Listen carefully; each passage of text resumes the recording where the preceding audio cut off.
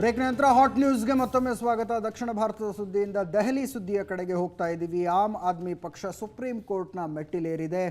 ಅರವಿಂದ್ ಕೇಜ್ರಿವಾಲ್ ರಾಜೀನಾಮೆ ಕೊಟ್ಟು ತಮ್ಮ ಸಚಿವ ಸಂಪುಟವನ್ನು ವಿಸರ್ಜಿಸಿದ ನಂತರ ಅಲ್ಲಿ ರಾಷ್ಟ್ರಪತಿ ಆಡಳಿತ ಹೇರಿಕೆಯಾಗಿತ್ತು.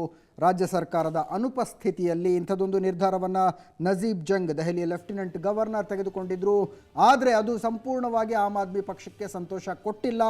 ಆ ಕಾರಣದಿಂದಾಗಿ ಆಮ್ ಆದ್ಮಿ ಪಕ್ಷ ಸುಪ್ರೀಂ ಕೋರ್ಟ್ನ ಮೆಟ್ಟಿಲೇರಿದೆ. ರಾಷ್ಟ್ರಪತಿ ಆಡಳಿತ ಹೇರಿರೋದಕ್ಕೆ ಇವರ ವಿರೋಧ ಅಲ್ಲ, ಆದರೆ ಅದಕ್ಕಿಂತ ಮುಂಚೆ ವಿಧಾನಸಭೆಯನ್ನು ವಿಸರ್ಜಿಸಬೇಕಾಗಿತ್ತು, ವಿಸರ್ಜಿಸಿದ ನಂತರ ರಾಷ್ಟ್ರಪತಿ ಆಡಳಿತವನ್ನು ಹಾಕಬೇಕಾಗಿತ್ತು ಅನ್ನುವಂಥದ್ದು ಇವರ ವಾದ.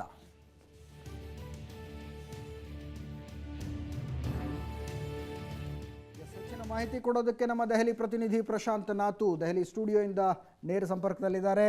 ಪ್ರಶಾಂತ್, ಏನು ಲೆಕ್ಕಾಚಾರ ಆಮ್ ಆದ್ಮಿ ಪಕ್ಷಕ್ಕೆ ವಿಧಾನಸಭೆಯನ್ನು ವಿಸರ್ಜಿಸಿದ ನಂತರ ರಾಷ್ಟ್ರಪತಿ ಆಡಳಿತ ಹೇರಿ ಅನ್ನುವಂಥದ್ದು? ಏನು ಲೆಕ್ಕಾಚಾರ ಇದರ ಹಿಂದೆ? ಅಜಿತ್, ಯಾವಾಗ ಅರವಿಂದ್ ಕೇಜ್ರಿವಾಲ್ ತಮ್ಮ ಮುಖ್ಯಮಂತ್ರಿ ಸ್ಥಾನಕ್ಕೆ ರಾಜೀನಾಮೆ ನೀಡಿದ್ರು, ಒಂದು ಸಂಪುಟ ಸಭೆಯನ್ನು ನಡೆಸಲಾಯಿತು. ಸಂಪುಟ ಸಭೆಯಲ್ಲಿ ರಾಜ್ಯಪಾಲರಿಗೆ ಕೊಟ್ಟಿರ್ತಕ್ಕಂಥ ಒಂದು ಶಿಫಾರಸ್ಸು ವಿಧಾನಸಭೆಯನ್ನು ವಿಸರ್ಜಿಸಬೇಕು, ರಾಷ್ಟ್ರಪತಿ ಆಳ್ವಿಕೆಯನ್ನು ಹೇರಬೇಕು ಅಂತಕ್ಕಂಥದ್ದು. ಆದರೆ ಲೆಫ್ಟಿನೆಂಟ್ ಗವರ್ನರ್ ರಾಷ್ಟ್ರಪತಿಗಳ ಬಳಿ ಈ ಶಿಫಾರಸ್ಸನ್ನು ಕಳಿಸುವಾಗ ಯಾವುದೇ ಕಾರಣಕ್ಕೂ ಕೂಡ ಇದೊಂದು ಬಹುಮತದ ಸರ್ಕಾರವಾಗಿರಲಿಲ್ಲ. ಹೀಗಾಗಿ ವಿಧಾನಸಭೆಯನ್ನು ವಿಸರ್ಜಿಸದೆ ಸಸ್ಪೆಂಡೆಡ್ ಅನಿಮೇಷನ್ನಲ್ಲಿ, ಅಂದರೆ ವಿಧಾನಸಭೆಯನ್ನು ಅಮಾನತ್ತಿನಲ್ಲಿಟ್ಟು ರಾಷ್ಟ್ರಪತಿಯ ಆಳ್ವಿಕೆಯನ್ನು ಹೇರಬೇಕು ಅಂತಕ್ಕಂಥ ಶಿಫಾರಸ್ಸನ್ನು ಕಳಿಸ್ಕೊಟ್ಟಿದ್ರು. ಅರವಿಂದ್ ಕೇಜ್ರಿವಾಲ್ ಇದನ್ನ ಪ್ರಶ್ನಿಸಿ ಸುಪ್ರೀಂ ಕೋರ್ಟ್ನ ಮೆಟ್ಲೇರಿದ್ದಾರೆ. ಆಮ್ ಆದ್ಮಿ ಪಾರ್ಟಿಯ ಚಿಂತನೆ ಅನಿಸ್ತಾ ಇರ್ತಕ್ಕಂಥದ್ದು ಅಜಿತ್, ಏನಕ್ಕೇನ ದೆಹಲಿಯಲ್ಲಿ ಹೊಸ ಸರ್ಕಾರ ರಚನೆಗೆ ಅಡ್ಡಗಾಲು ಹಾಕ್ತಕ್ಕಂಥ ಒಂದು ಕಾನೂನಿನ ಪ್ರಯತ್ನದ ಭಾಗವಾಗಿ Aam Aadmi party supreme court ಮೆಟ್ಲೇರಿದೆ. ಒಂದು ವೇಳೆ ಸುಪ್ರೀಂ ಕೋರ್ಟ್ ಈ ವಿಚಾರಣೆಯನ್ನು ನಡೆಸ್ತಾ ಇದ್ದಾಗ ಹೊಸ ಸರ್ಕಾರ ದೆಹಲಿಯಲ್ಲಿ ಬರಲಿಕ್ಕಿಲ್ಲ. ಯಾಕಂದರೆ ಸುಪ್ರೀಂ ಕೋರ್ಟ್ನಲ್ಲಿ ವಿಚಾರಣೆ ನಡೆಸ್ತಾ ಇದ್ದಾಗ ಹೊಸ ಸರ್ಕಾರಕ್ಕೆ ಆಹ್ವಾನವನ್ನು ನೀಡಲಿಕ್ಕಿಲ್ಲ. ಅದು ಇವತ್ತಲ್ಲ, ಬಹುತೇಕ ಕೇಂದ್ರ ಸರ್ಕಾರ ಹೊಸದಾಗಿ ಅಸ್ತಿತ್ವಕ್ಕೆ ಬಂದ ನಂತರ ಬಿಜೆಪಿ ಏನಾದರೂ ಪ್ರಯತ್ನ ಪಟ್ಟಲ್ಲಿ ಅದಕ್ಕೆ ಅಡ್ಡಗಾಲು ಹಾಕುವ ಭಾಗವಾಗಿ ಅರವಿಂದ್ ಕೇಜ್ರಿವಾಲ್ರ ಪಕ್ಷ ಸುಪ್ರೀಂ ಕೋರ್ಟ್ನ ಮೆಟ್ಟಿಲೇರಿದೆ. ಅರ್ಥ ಇಷ್ಟೇ, ವಿಧಾನಸಭೆಯನ್ನು ವಿಸರ್ಜಿಸಬೇಕು ಅಂತಕ್ಕಂಥದ್ದನ್ನು ಆಮ್ ಆದ್ಮಿ ಪಕ್ಷ ಹೇಳಿತ್ತು.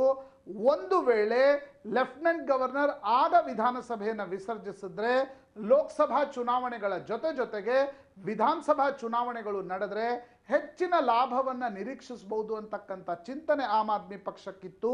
ಲೆಫ್ಟಿನೆಂಟ್ ಗವರ್ನರ್ ಅದನ್ನು ಒಪ್ಪಿಲ್ಲ. ಲೆಫ್ಟಿನೆಂಟ್ ಗವರ್ನರ್ ಕೊಟ್ಟಿರ್ತಕ್ಕಂಥ ಒಂದು ಕಂಟೆನ್ಷನ್ ಏನು ಅಂದರೆ ಅಜಿತ್, ಬಹುಮತ ಆಮ್ ಆದ್ಮಿ ಪಕ್ಷಕ್ಕಿರಲಿಲ್ಲ. ಆಮ್ ಆದ್ಮಿ ಪಕ್ಷ ಒಂದು ಸಮ್ಮಿಶ್ರ ಸರ್ಕಾರವನ್ನು ರಚಿಸ್ತಾ ಇತ್ತು. ಕಾಂಗ್ರೆಸ್ ಜನಲೋಕ್ಪಾಲ್ಗೆ ಸಂಬಂಧಪಟ್ಟಿರ್ತಕ್ಕಂಥ ವಿಚಾರದಲ್ಲಿ ಆಮ್ ಆದ್ಮಿ ಪಕ್ಷಕ್ಕೆ ಬೆಂಬಲವನ್ನು ನೀಡಲಿಲ್ಲ. ಹೀಗಾಗಿ ಆಮ್ ಆದ್ಮಿ ಪಕ್ಷದ ಜನಲೋಕ್ಪಾಲ್ ಬಿಲ್ಲನ್ನು ಮಂಡಿಸ್ತಕ್ಕಂಥ ಒಂದು ಪ್ರಕ್ರಿಯೆ ವಿಫಲವಾಯಿತು. ಹೀಗಾಗಿ ಆಮ್ ಆದ್ಮಿ ಪಕ್ಷ ಒಂದು ಮೈನಾರಿಟಿಯಾಗಿ ಉಳಿದುಕೊಂಡಾಗ ಆ ಮೈನಾರಿಟಿ ಗೌರ್ಮೆಂಟ್ನ ಒಂದು ಶಿಫಾರಸನ್ನು ಒಪ್ಪಿಕೊಳ್ಳಲೇಬೇಕೆಂದಿಲ್ಲ ಅಂತಕ್ಕಂಥದ್ದು ಲೆಫ್ಟಿನೆಂಟ್ ಗವರ್ನರ್. ಎಕ್ಸಾಕ್ಟ್ಲಿ ಪ್ರಶಾಂತ್, ನಿಮ್ಮ ಈ ಉತ್ತರ ನನ್ನಲ್ಲಿ ಎರಡು ಪ್ರಶ್ನೆಗಳನ್ನು ಹುಟ್ಟಿಸ್ತಾ ಇರುವಂಥದ್ದು. ಮೊಟ್ಟ ಮೊದಲನೇದಾಗಿ ಅರವಿಂದ್ ಕೇಜ್ರಿವಾಲ್ ಚುನಾವಣೆಗಳನ್ನು ಗೆದ್ದಂಥ ಸಂದರ್ಭದಲ್ಲಿ ಕೊಟ್ಟ ಒಂದು ಹೇಳಿಕೆ ತುಂಬ ಚೆನ್ನಾಗಿ ನೆನಪಿದೆ. ನಮ್ಮ ಹತ್ರ ಮೆಜಾರಿಟಿ ಇಲ್ಲ, ಬೇಕಿದ್ರೆ ಬಿಜೆಪಿ ಕಾಂಗ್ರೆಸ್ ಸೇರಿಕೊಂಡು ಸರ್ಕಾರ ರಚಿಸಲಿ, ಅವರ ಎರಡೂ ಪಕ್ಷಗಳ ಸಿದ್ಧಾಂತಗಳು ಒಂದೇ ಅನ್ನುವಂಥದ್ದು. ಅಂಥದ್ದೊಂದು ಹೇಳಿಕೆ ಕೊಟ್ಟಂಥ ಅರವಿಂದ್ ಕೇಜ್ರಿವಾಲ್ ಈಗ ನಮ್ಮ ರಾಜೀನಾಮೆಯ ನಂತರ ಇನ್ನೊಂದು ಹೊಸ ಸರ್ಕಾರ ಅಲ್ಲಿ ಅಸ್ತಿತ್ವಕ್ಕೆ ಬರೋದು ಬೇಡ ಅನ್ನುವಂಥ ಮನಸ್ಥಿತಿಯಲ್ಲಿ ಅರವಿಂದ್ ಕೇಜ್ರಿವಾಲ್ ಮತ್ತು ಅವರ ಪಕ್ಷ ಇರುವಂಥದ್ದು. ಇದರ ಅರ್ಥ 48 ದಿನಗಳಲ್ಲಿ ರಾಜಕೀಯದಲ್ಲಿ ಪಳಗ್ಬಿಟ್ರ, ತುಂಬ ಪಾಠಗಳನ್ನು ಕಲ್ತ್ಬಿಟ್ರ ಅಂತ? ನಿಶ್ಚಿತವಾಗಿ ಅಜಿತ್, ಅರವಿಂದ್ ಕೇಜ್ರಿವಾಲ್ ಕಳೆದ 48-49 ದಿನಗಳ ಸರ್ಕಾರ ನಂತರ ಹೊರಗಡೆ ನಂತರ ನಡೆದುಕೊಳ್ತಾ ಇರತಕ್ಕಂಥ ರೀತಿಯನ್ನು ನೋಡಿದರೆ ಕೇಜ್ರಿವಾಲ್ ನಿಶ್ಚಿತವಾಗೂ ಕೂಡ ರಾಜಕೀಯದ ಒಬ್ಬ, ಹಿಂದಿಯಲ್ಲಿ ಹೇಳ್ತಾರೆ ಮಜಾ ಹುವೆ ಕಿಲಾಡಿ ಅಂತಕ್ಕಂಥದ್ದು. ಆ ರೀತಿ ಅರವಿಂದ್ ಕೇಜ್ರಿವಾಲ್ ಇದ್ದಾರೆ. ಪ್ರತಿಯೊಂದು ಸ್ಟೆಪ್ಸ್ನಲ್ಲೂ ಕೂಡ ರಾಜಕೀಯ ಚಿಂತನೆ, ರಾಜಕೀಯ ಲೆಕ್ಕಾಚಾರಗಳಿವೆ. ಸುಪ್ರೀಂ ಕೋರ್ಟ್ ಮೆಟ್ಲೇರಿದ್ದು ಕೂಡ ಇದೇ ರಾಜಕೀಯ ಚಿಂತನೆಯ ಭಾಗವಾಗಿ ಅಂತಕ್ಕಂಥದ್ದನ್ನು ನೆನಪಿನಲ್ಲಿಡಬೇಕಾಗತ್ತೆ. ಒಂದು ವೇಳೆ ಹೊಸದಾಗಿ ಕೇಂದ್ರ ಸರ್ಕಾರ ಅಸ್ತಿತ್ವಕ್ಕೆ ಬಂದ ಪಕ್ಷದಲ್ಲಿ ಅದು ಮತ್ತೆ ದೆಹಲಿಯಲ್ಲಿ ಬಿಜೆಪಿ ಸರ್ಕಾರ, ಬಿಜೆಪಿ 32 ಸದಸ್ಯರನ್ನು ಹೊಂದಿದೆ ಅಕಾಲಿ ದಳದ ಜೊತೆಗೆ. ಹೊಸದಾಗಿ ಏನಾದರೂ ಬಿನ್ನಿ ಮತ್ತು ಶೋಯಬ್ ಇಕ್ಬಾಲ್, ಇನ್ನೊಬ್ಬ ರಾಮ್ಬೀರ್ ಶೌಕೀನ್ ಜೊತೆಗೆ ಒಂದು ಅಂಡರ್ಸ್ಟ್ಯಾಂಡಿಂಗ್ ಮುಖಾಂತರ ಸರ್ಕಾರ ರಚನೆಗೆ ಹೊರಟಲ್ಲಿ ಅದಕ್ಕೆ ಅಡ್ಗಾಲ್ ಹಾಕಬೇಕು ಅಂತಕ್ಕಂಥ ಪ್ರಯತ್ನದ ಭಾಗವಾಗಿ ಅರವಿಂದ್ ಕೇಜ್ರಿವಾಲ್ ಸುಪ್ರೀಂ ಕೋರ್ಟ್ ಮೆಟ್ಲೇರಿದಂತೆ ಕಾಣ್ತಾ ಇದೆ ಅಜಿತ್. ಸೊ ಈಗ ಅಂಥದ್ದೊಂದು ಪ್ರಯತ್ನಕ್ಕೆ ಬಿಜೆಪಿ ಕೈ ಹಾಕುವ ಸಾಧ್ಯತೆಗಳಿದೆಯಾ? ಲೋಕಸಭಾ ಚುನಾವಣೆಗಳ ಹತ್ತಿರದಲ್ಲಿದ್ದಾಗ ಬಿಜೆಪಿ ಅಂಥದ್ದೊಂದು ಕೆಲಸಕ್ಕೆ ಕೈ ಹಾಕುವ ಸಾಧ್ಯತೆ ಇದೆಯಾ? ಇಲ್ಲಿ ನಾವು ಸರ್ಕಾರವನ್ನು ರಚಿಸ್ತೀವಿ, ನಮ್ಮ ಹತ್ರ ಮೆಜಾರಿಟಿ ಇದೆ ಅಂತ ಲೆಫ್ಟಿನೆಂಟ್ ಗವರ್ನರ್ ಹತ್ರ ಹೋಗುವ ಸಾಧ್ಯತೆಗಳು? ಅಜಿತ್, ತಕ್ಷಣಕ್ಕೆ ಬಿಜೆಪಿ ಯಾವುದೇ ರೀತಿಯಾಗಿರ್ತಕ್ಕಂಥ ಸರ್ಕಾರ ರಚನೆಯ ಪ್ರಕ್ರಿಯೆಗೆ ಕೈ ಹಾಕ್ತಾ ಇಲ್ಲ. ಆದರೆ ಬಿಜೆಪಿ ಮೂಲಗಳು ಹೇಳುವ ಪ್ರಕಾರ ಒಂದು ವೇಳೆ ಕೇಂದ್ರ ಸರ್ಕಾರ ಬಿಜೆಪಿ ನೇತೃತ್ವದಲ್ಲಿ ಬಂದ ಪಕ್ಷದಲ್ಲಿ ಬಿಜೆಪಿ ಅನಾಯಾಸವಾಗಿ ದೆಹಲಿಯಲ್ಲಿ ಸರ್ಕಾರವನ್ನು ರಚಿಸಬಹುದು. ಲೋಕಸಭಾ ಚುನಾವಣೆಗಳ ಹಿನ್ನೆಲೆಯಲ್ಲಿ ಬಿಜೆಪಿ ಸರ್ಕಾರ ರಚನೆಗೆ ಹಿಂದೇಟು ಹಾಕ್ತಾ ಇದೆ. ಯಾಕಂದ್ರೆ ದೆಹಲಿಯಲ್ಲಿ ಒಂದು ರೀತಿಯ ಯಾವುದಾದ್ರೂ ಪಕ್ಷವನ್ನು ಒಡೆಯಲು ಕೈ ಹಾಕದಲ್ಲಿ ಅದರ ರಿಪರ್ಕೇಷನ್ಸ್ ಇಡೀ ದೇಶದಲ್ಲಿ ಆಗ್ಬಹುದು ಅಂತಕ್ಕಂಥ ಆತಂಕ ಬಿಜೆಪಿಗಿದೆ. ಹೀಗಾಗಿ ಬಿಜೆಪಿ ಸುಮ್ಮನೆ ಇವತ್ತು ಕುಳಿದಿದೆ. ಆದರೆ ಇದೇ ಮಾತು ಲೋಕಸಭಾ ಚುನಾವಣೆಯ ಫಲಿತಾಂಶ ಬಂದ ನಂತರ ಬಿಜೆಪಿ ಮಾಡುತ್ತಾ ಅಂತಕ್ಕಂಥದ್ದಕ್ಕೆ ಪ್ರಶ್ನಾರ್ಥಕ ಚಿಹ್ನೆ ಇದೆ. ರಾಜಕೀಯದಲ್ಲಿ ಎಲ್ಲವೂ ಕೂಡ ಒಂದು ಹಂತದ ನಂತರ ಒಂದು ಡೆಫಿನೆಟ್ ಸ್ವರೂಪವನ್ನು ಪಡೆದುಕೊಳ್ಳುತ್ತೆ. ಬಿಜೆಪಿ ಕೂಡ ಇದನ್ನೇ ಮಾಡಬಹುದು ಅಂತಕ್ಕಂಥ ಆಂಟಿಸಿಪೇಷನ್ ಅಂಗವಾಗಿ ತಕ್ಷಣದ ರಾಜಕೀಯಕ್ಕೆ ಸ್ಪ್ಯಾನರ್ ಹಾಕಿಲ್ಲ ಅಜಿತ್. ಬಹುತೇಕ ಮೇ ಅಂತ್ಯದ ನಂತರದ ರಾಜಕೀಯಕ್ಕೆ ಸ್ಪ್ಯಾನರ್ ಹಾಕ್ತಕ್ಕಂಥ ಪ್ರಯತ್ನವನ್ನು ಅರವಿಂದ್ ಕೇಜ್ರಿವಾಲ್ ಮಾಡ್ತಾ ಇದ್ದಾರೆ.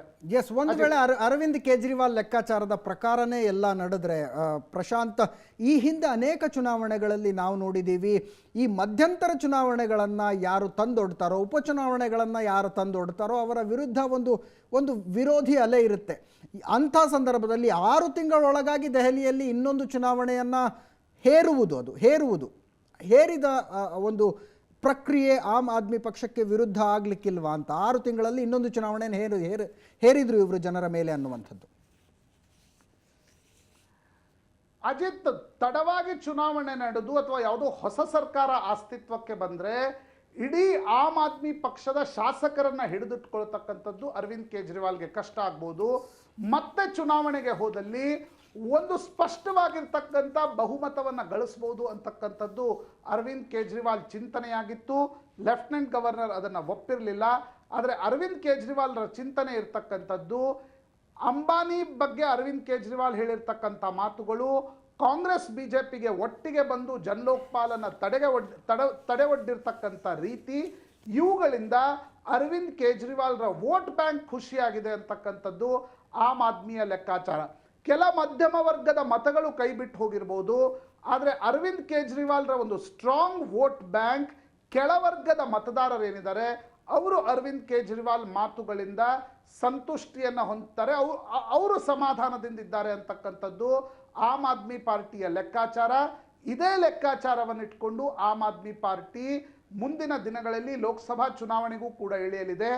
ದೆಹಲಿಯಲ್ಲೂ ಕೂಡ ಹೊಸ ಸರ್ಕಾರ ರಚನೆ ಆಗಬಾರದು ಅಂತಕ್ಕಂಥ ಪ್ರಯತ್ನವನ್ನ ಸುಪ್ರೀಂ ಕೋರ್ಟ್ ಮೆಟ್ಟಿಲೇರುವುದರ ಮುಖಾಂತರ ಆಮ್ ಆದ್ಮಿ ಪಕ್ಷ ಮಾಡ್ತಾ ಇದ್ದಂತೆ ಕಾಣ್ತಾ ಇದೆ. ಎಸ್ ಪ್ರಶಾಂತ್, ಇದನ್ನು ಹೊರತುಪಡಿಸಿದ್ರೆ ಇವತ್ತು ಬೆಳಗ್ಗೆ ಅಷ್ಟೇ ನೀವು ಅರವಿಂದ್ ಕೇಜ್ರಿವಾಲ್ರನ್ನ ಭೇಟಿ ಮಾಡಿ ಮಾತಾಡಿಸಿದ್ರಿ. ಕರ್ನಾಟಕಕ್ಕೆ ಸಂಬಂಧಪಟ್ಟಂತೆ ಅವರ ಪ್ಲಾನ್ಗಳೇನಾದರೂ ಸ್ಪಷ್ಟವಾಗಿದೆ ಅಂತ ಅನ್ನಿಸ್ತಾ ತಮಗೆ ಅಂತ?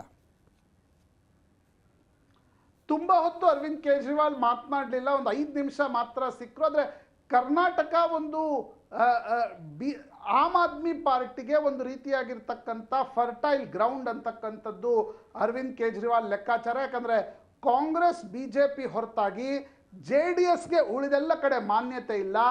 ಆ ಶೂನ್ಯತೆಯನ್ನು ಆಮ್ ಆದ್ಮಿ ಪಕ್ಷ ಉಪಯೋಗಿಸ್ಕೊಳ್ಬಹುದು ಅಂತಕ್ಕಂಥದ್ದು ಅರವಿಂದ್ ಕೇಜ್ರಿವಾಲ್ ಇರ್ತಕ್ಕಂಥ ಲೆಕ್ಕಾಚಾರ. ಆದರೆ ಅರವಿಂದ್ ಕೇಜ್ರಿವಾಲ್ರ ಸಮಸ್ಯೆ ಇರ್ತಕ್ಕಂಥದ್ದು ಕರ್ನಾಟಕದಲ್ಲಿ ಒಂದು ದೊಡ್ಡ ಹೆಸರು ಆಮ್ ಆದ್ಮಿ ಪಕ್ಷದ ಜೊತೆಗಿಲ್ಲ. ಜಸ್ಟಿಸ್ ಸಂತೋಷ್ ಹೆಗಡೆ ಪಕ್ಷಕ್ಕೆ ಬರಬಹುದು ಅಂತಕ್ಕಂಥದ್ದಿತ್ತು.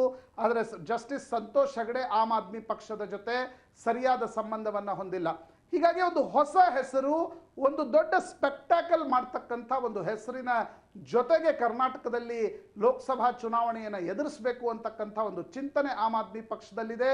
ಮಾರ್ಚ್ 2ನೇ ವಾರದಲ್ಲಿ ಅರವಿಂದ್ ಕೇಜ್ರಿವಾಲ್ ಕರ್ನಾಟಕಕ್ಕೆ ಬಂದು 2ರಿಂದ 3 ಚುನಾವಣಾ ಪ್ರಚಾರ ಕಾರ್ಯಕ್ರಮದಲ್ಲಿ ಮಾತನಾಡಲಿದ್ದಾರೆ. ಆಗ ಒಂದಿಷ್ಟು ಹೊಸ ಸಮೀಕರಣಗಳನ್ನು ರಚಿಸ್ತಕ್ಕಂಥ ಒಂದು ಪ್ರಯತ್ನವನ್ನು ಆಮ್ ಆದ್ಮಿ ಪಕ್ಷ ಮಾಡುವಂತೆ ಕಾಣ್ತಾ ಇದೆ. ಎಸ್ ಸರ್, ಧನ್ಯವಾದ ಪ್ರಶಾಂತ್ ನಿಮ್ಮ ಈ ಎಲ್ಲ ಮಾಹಿತಿಗಾಗಿ. ನಾನು ಆಗಲೇ ಹೇಳಿದ ಹಾಗೆ ಪ್ರಶಾಂತ್ ನಾತು ಇವತ್ತು ಬೆಳಗ್ಗೆ ಅರವಿಂದ್ ಕೇಜ್ರಿವಾಲ್ರನ್ನು ಭೇಟಿ ಮಾಡಿದ್ರು.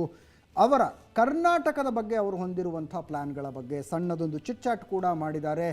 ಅವರ ಪ್ರಶ್ನೆಗಳು ಒಂದು ಲಘು ಹಾಸ್ಯದ ಮೂಲಕ ಆರಂಭ ಆಗುತ್ತೆ. ಹೇಗಿದೆ ನಿಮ್ಮ ಕೆಮ್ಮು ಅನ್ನೋದರೊಂದಿಗೆ ಪ್ರಶಾಂತ್ ನಾತು ಪ್ರಶ್ನೆಗಳು ಆರಂಭ ಆಗಿವೆ. ಇಲ್ಲಿದೆ ನೋಡಿ ಆ ಚಿಟ್ಚಾಟ್. ನಮ್ಮ ಜೊತೆಗೆ ದೆಹಲಿಯ ಯಶಸ್ಸಿನ ಅಲೆಯ ಮೇಲೆ ತೇಲುತ್ತಿರುವ ಅರವಿಂದ್ ಕೇಜ್ರಿವಾಲ್ ಅವರು ನಮ್ಮ ಜೊತೆಗಿದ್ದಾರೆ. ಅರವಿಂದ್ जी, कर्नाटक से जिसका भी फोन आता है पूछते हैं हाउ इज योर हेल्थ, खांसी सब कैसी है? खांसी इम्प्रूव कर रही है. मैं बस ये निवेदन करूंगा कि थोड़ा थोड़ा सब लोग अगर अपने जब भगवान से प्रार्थना करते हैं तो मेरे बारे में भी सोच लेंगे, मेरी खांसी ठीक हो जाएगी. Everyone asks, will Aam Aadmi Party contest from Karnataka all the 28 seats? I can't say all the seats or not, but we will ensure that no corrupt people from Karnataka go to parliament. Today there are only two parties in Karnataka, mainly Congress and BJP, and people have seen both of them are so corrupt. So our aim is to provide honest politics in this country, and we will like to ensure, we will like to give an honest alternative to the people, and then it is for the people of Karnataka to decide. 2 days back Narendra Modi was in Karnataka. He was seen with Yediyurappa and talking about corruption. So it is a contradiction. He hugs Yediyurappa, he is seen with Yediyurappa and he talks of corruption. And Mr. Modi's own cabinet is full of corrupt people. I was going through the details of each and every of his cabinet ministers. So how can he talk of corruption? Sir, आप कर्नाटक में किसी को party में लेना चाहते हैं? You want anyone to? Santosh Hegde, mister Hiremath is there. You want? चाहता हूँ वो सब लोग आए, बिकॉज ये लड़ाई मेरी थोड़ी है, मैं अपने लिए थोड़ी लड़ रहा हूँ, ये तो हम सबकी लड़ाई है. और मुझे बड़ी खुशी है कि इस वक्त बहुत बड़े बड़े बहुत अच्छे अच्छे लोग देश भर के जुड़ रहे हैं. मेरा काम, मेरे को कोई मंत्री, मुख्यमंत्री, प्रधानमंत्री नहीं बनना. मेरा काम इस देश के सारे अच्छे लोगों को जोड़ना है. ये मेरा मकसद है, ये मेरा मिशन है. अगर इस देश के सारे अच्छे लोग जुड़ गए तो देश अपने आप सुधर जाएगा. आपकी Sadananda Gowda was a clean chief minister. उन जैसे लोगों को भी आप कुछ कहना चाहेंगे? मैं इंडिविजुअल की बात नहीं करूंगा, but I would appeal to all good people, whether they are in other parties or they are ordinary citizens, eminent people, ordinary people, all good people now should come together. Nature is working for this country now. Everything is very good. On one hand, the country is passing through very bad phase in the form of very bad politics, corrupt politics. We have seen what happened in parliament. Are you coming to Karnataka? Yes, I will come to Karnataka sometime in March or April. Thank you sir. ಇವಿಷ್ಟು ದೆಹಲಿಯ ಮಾಜಿ ಮುಖ್ಯಮಂತ್ರಿ ಅರವಿಂದ್ ಕೇಜ್ರಿವಾಲ್ ಹೇಳ್ತಾ ಇರ್ತಕ್ಕಂಥ ಮಾತುಗಳು. ಕರ್ನಾಟಕಕ್ಕೆ ಮಾರ್ಚ್ನಲ್ಲಿ ಬಂದು ತಮ್ಮ ಪ್ರಚಾರವನ್ನು ಕರ್ನಾಟಕದಲ್ಲಿ ಆರಂಭಿಸುವುದಾಗಿ ಕೇಜ್ರಿವಾಲ್ ಹೇಳ್ತಿದ್ದಾರೆ. ಕ್ಯಾಮ್ರಾಮನ್ ಕೈಲಾಶ್ ಗೌರ್ ಜೊತೆಗೆ ನವದೆಹಲಿಯಿಂದ ಸುವರ್ಣ ನ್ಯೂಸ್ 24/7ಗಾಗಿ ಪ್ರಶಾಂತ್ ನಾತು. ಎಸ್, ಅದು ಅರವಿಂದ್ ಕೇಜ್ರಿವಾಲ್ ಅವರ ಜೊತೆಗೆ ನಮ್ಮ ದೆಹಲಿ ಪ್ರತಿನಿಧಿ ಪ್ರಶಾಂತ್ ನಾತು ನಡೆಸಿದಂಥ ಎಕ್ಸ್ಕ್ಲೂಸಿವ್ ಚಿಟ್ಚಾಟ್ ಆಗಿತ್ತು. ವೇದಿಕೆಯ ಮೇಲೆ ಯಡಿಯೂರಪ್ಪನವರನ್ನು ಅಪ್ಪಿಕೊಳ್ಳುವ ನರೇಂದ್ರ ಮೋದಿ ಭ್ರಷ್ಟಾಚಾರದ ವಿರುದ್ಧ ಮಾತಾಡ್ತಾರೆ. ಅದರಂಥ ಕಾಂಟ್ರಡಿಕ್ಷನ್ ಇನ್ಯಾವುದೂ ಇಲ್ಲ ಅನ್ನುವಂಥ ಮಾತನ್ನು ಅರವಿಂದ್ ಕೇಜ್ರಿವಾಲ್ ಹೇಳಿದ್ರು. ಅದರ ಜೊತೆಗೆ ಕರ್ನಾಟಕದ ಎಲ್ಲ 28 ಲೋಕಸಭಾ ಕ್ಷೇತ್ರಗಳಿಗೂ ನಾವು ಚುನಾವಣೆ ಮಾಡ್ತೀವೋ ಮಾಡಲ್ವೋ ಅನ್ನೋದು ಇನ್ನೂವರೆಗೂ ಕನ್ಫರ್ಮ್ ಆಗಿಲ್ಲ. ಆದರೆ ನಮ್ಮ ಪಕ್ಷದಿಂದ ಸ್ಪರ್ಧಿಸುವ ಅಭ್ಯರ್ಥಿಗಳು ಪಾರದರ್ಶಕವಾಗಿರ್ತಾರೆ, ಪ್ರಾಮಾಣಿಕರಾಗಿರ್ತಾರೆ ಅನ್ನುವಂಥ ಮಾತನ್ನು ಅರವಿಂದ್ ಕೇಜ್ರಿವಾಲ್ ಹೇಳಿದ್ರು. ಅದರ ಜೊತೆಗೆ ಒಳ್ಳೆ ಜನರೆಲ್ಲ ನಮ್ಮ ಜೊತೆಗೆ ಬನ್ನಿ ಅನ್ನುವಂಥ ಹಳೆಯ ಅಪೀಲನ್ನು ಕೂಡ ಮತ್ತೊಂದು ಸಲ ಪುನರುಚ್ಚರಿಸಿದ್ದಾರೆ. ಇನ್ನು ದೆಹಲಿಯಿಂದ ಶಿವಮೊಗ್ಗದ ಸ್ಟೋರಿಗೆ ಹೋಗ್ತಾ ಇದ್ದೀವಿ. ಸ್ನೇಹ ಅಂದರೆ ಎಲ್ಲದಕ್ಕಿಂತ ದೊಡ್ಡದು ಅಂತಾರೆ.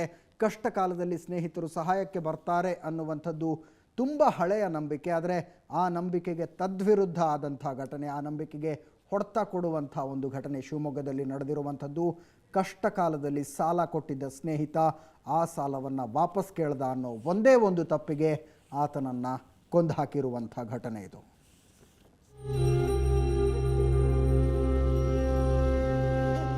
ಶಿವಮೊಗ್ಗದಲ್ಲೊಬ್ಬ ಅಮರ ಸ್ನೇಹಕ್ಕೆ ದ್ವೇಷದ ಭಾಷೆ ಬರೆದ್ಬಿಟ್ಟ. ಕಷ್ಟ ಕಾಲದಲ್ಲಿ ನೆರವಾದ ಸ್ನೇಹಿತನನ್ನೇ ಕೊಲೆ ಮಾಡಿಬಿಟ್ಟಿದ್ದಾನೆ. ಅವನೇ ಶ್ರೀಧರ್. ಶಿವಮೊಗ್ಗ ಕೋಟೆ ರಸ್ತೆಯ ಮಂಜುನಾಥ ಮತ್ತು ಕಾಶಿಪುರದ ಶ್ರೀಧರ್ ಇಬ್ಬರದು 20 ವರ್ಷಗಳ ಸ್ನೇಹ. ಒಂದೇ ತಟ್ಟೆಯಲ್ಲಿ ಊಟ ಮಾಡುವಷ್ಟು ಗೆಳೆತನ ಇವರಿಬ್ಬರದ್ದು.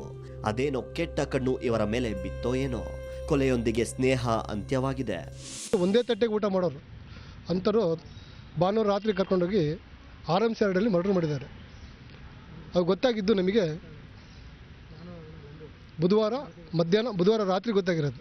ಬುಧವಾರ ಮಧ್ಯಾಹ್ನ 9:09ವರೆಗೆ ರಾತ್ರಿ ಹೌದು ನಾನೇ ಮರ್ಡರ್ ಮಾಡಿರೋದು ಅಂದ್ಬಿಟ್ಟು ಅವರು ಇಲ್ಲಿ ಬಂದು ಸರೆಂಡರ್ ಆಗಿದ್ದಾರೆ.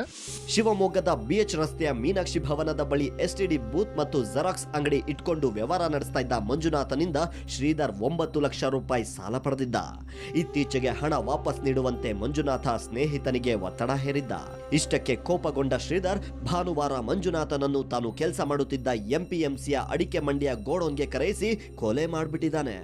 ಮರ್ಡರ್ ಮಾಡೋರಿಗೆ ಯಾವತ್ತು ಕಠಿಣ ಶಿಕ್ಷೆ ಕೊಡಬೇಕು ಹೊರತು ಯಾರು ಅವರಿಗೆ ಸಪೋರ್ಟ್ ಆಗೋದಾಗಲಿ ರಾಜಕೀಯ ಸಪೋರ್ಟ್ ಆಗೋದಾಗಲಿ ಮಾಡಿಕೊಡ್ದವರಿಗೆ ಮರಣದಂಡನೆ ಮಾಡೋಕ್ಕಿಲ್ಲ ಜೀವಾವಧಿ ಶಿಕ್ಷೆ ಕೊಡಬೇಕು. ಇಂಥವ್ರು ಹೊರಗಡೆ ಇನ್ನೊಬ್ಬರು ಮಾಡಿದ್ರೆ ಇನ್ನೊಬ್ಬರು ಮನೆಗೆ ಹುಡುಗರು ಇದೇ ಥರ ಮಾಡ್ತಾರೆ. ತಾನೇ ಕೊಲೆ ಮಾಡಿದ್ರು ಶ್ರೀಧರ್. ಕಾಣೆಯಾದ ಬಗ್ಗೆ ಕೋಟೆ ಪೊಲೀಸರಿಗೆ ದೂರು ನೀಡಿದ ಮಂಜುನಾಥನನ್ನ ಮನೆಯವರೊಂದಿಗೆ ಹುಡುಕಾಟ ನಡೆಸಿದ್ದಾನೆ. ಕೊನೆಗೆ ಪೊಲೀಸರ ವಿಚಾರಣೆಗೆ ಹೆದರಿದ ಶ್ರೀಧರ್ ತಾನೇ ಕೊಲೆ ಮಾಡಿದ್ದಾಗಿ ಬಾಯ್ಬಿಟ್ಟಿದ್ದಾನೆ. ಕಷ್ಟ ಕಾಲದಲ್ಲಿ ನೆರವಾದ ಸ್ನೇಹಿತನನ್ನೇ ಕೊಲೆ ಮಾಡಿದ್ದಾನೆ ಅಂದ್ರೆ ಏನ್ ಹೇಳ್ಬೇಕು ಹೇಳಿ. ಕಾಲ ಕೆಟ್ಟು ಹೋಯ್ತು ಅನ್ನೋದು ಇದಕ್ಕೇನಾ? ಶಿವಮೊಗ್ಗದಿಂದ ಕ್ಯಾಮರಾಮ್ಯಾನ್ ನವೀನ್ ಜೊತೆ ರಾಜೇಶ್ ಕಾಮತ್, ಸುವರ್ಣ ನ್ಯೂಸ್. ಎಸ್, ಹಾಟ್ ನ್ಯೂಸ್ನಲ್ಲಿ ಇನ್ನೊಂದು ಸಣ್ಣ ಬ್ರೇಕ್ನ ಸಮಯ ಆಗಿದೆ. ಬ್ರೇಕ್ನ ನಂತರ TV ರಿಪೇರಿ ಮಾಡೋದಕ್ಕೆ ಅಂತ ಮನೆಗೆ ಬಂದವನು ಕಾರ್ ಕೀ ಕದ್ಕೊಂಡು ಹೋಗಿದ್ದ. ನಂತರ ಕಾರನ್ನೇ ಕದ್ಕೊಂಡು ಹೋದ. ಬೆಂಗಳೂರಿನ ಜ್ಞಾನಭಾರತಿ ಪೊಲೀಸ್ ಸ್ಟೇಷನ್ ಲಿಮಿಟ್ಸ್ನಲ್ಲಿ ನಡೆದಿರುವಂಥ ಈ ಘಟನೆಯ ಕಥೆನ ಹೇಳ್ತೀವಿ.